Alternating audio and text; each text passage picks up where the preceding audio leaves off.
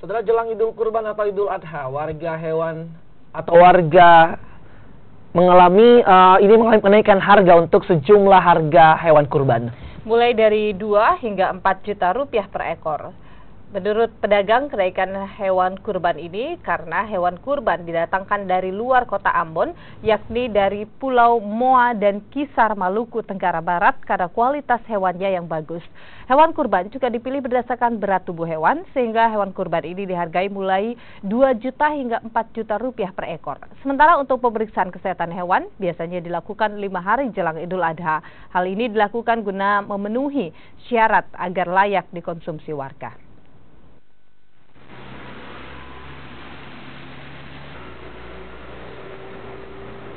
Mereka datang itu H-5.